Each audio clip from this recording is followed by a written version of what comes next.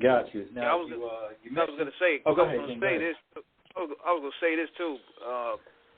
Now you work with a pretty good resume of artists. We're talking about Smoke Perp, Lil Pump, Jack Boy, Young Sammy, Curtis Williams, Quentin Miller, Tory Lanez. Now this is probably the first radio interview that we're going to actually be talking about Tory Lanez aside from the whole incident everybody knows about. Now, what was it like working with him?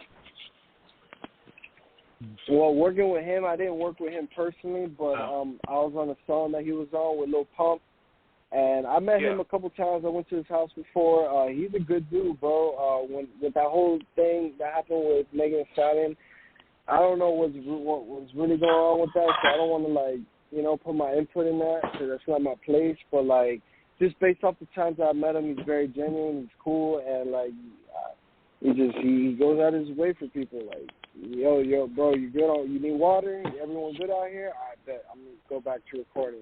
So it's just because I work with Ronnie J. Ronnie J is a producer / artist, and now he's DJing for Roddy Ricch.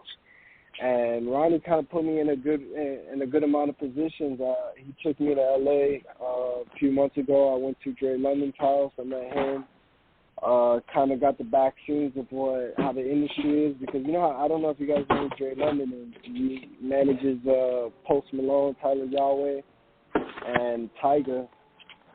And he sees what the fans like. Obviously, artists do too, but he's on the business side of things, so he knows what works. We gotta structure the song like this. We gotta do it like this. We gotta do it like that, because it's just he's very in detail with that. So when Ronnie took me out there, I kind of was like, oh damn, he opened my eyes to a lot of things, with the pre-hook, the hook, the verse, keep the verse short, then the pre-hook and the hook again, keep the fans intrigued and remembering words and stuff like that.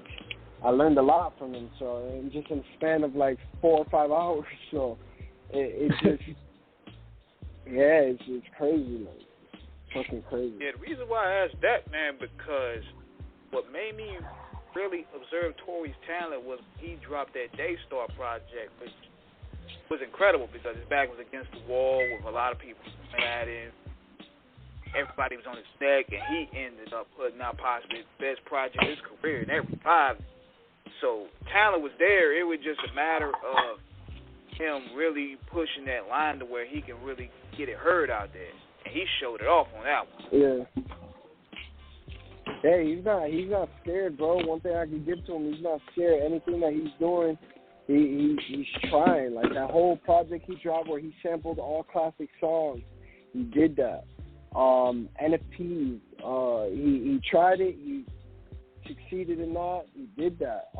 His new project that he's doing was all that old school vibe. I think it's 70s or 80s. Just that good feel stuff. He's doing that. He's not scared to try new things. He knows what he's doing.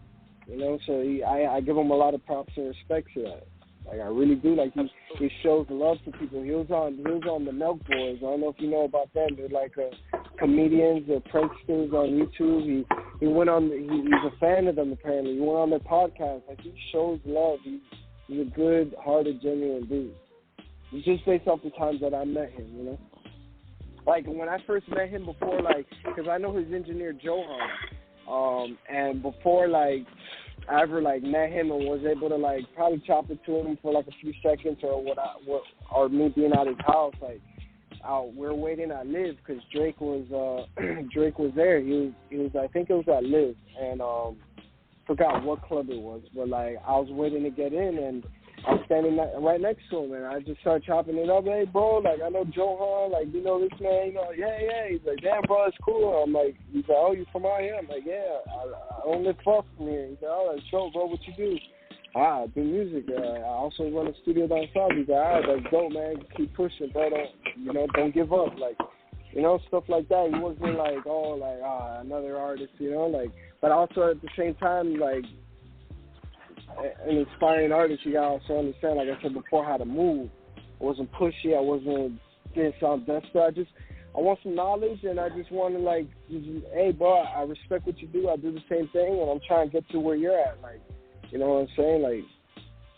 It's just move in a certain way that you're gonna get these people's attention, these artists' attention, because it's sort of like, yo, I do this, yo, you want to check this out? Yo, bro, can you help me out? Or, bro, like, you can't do any of that. Like, they're not in a position to help everyone out, you know? So they can help the people they want to help out and make sure they're really good, because they could do that, but just some random person, they're not going to do that. You gotta build that relationship, that trust, because they're working with a lot. Every artist at the positions, their back's against the wall, because they got to deliver every night, every day. They got that bag that they're asking for a walkthrough, or for a performance, or for a feature, or for this or that. They got to keep doing what they're doing to keep that there, or to keep it going up. Like, they can't just be investing into people they hardly know, and you know, they gotta do their homework and research to make sure that they're not putting themselves in jeopardy to just look out for someone that just wants that benefit and nothing else. Yeah, and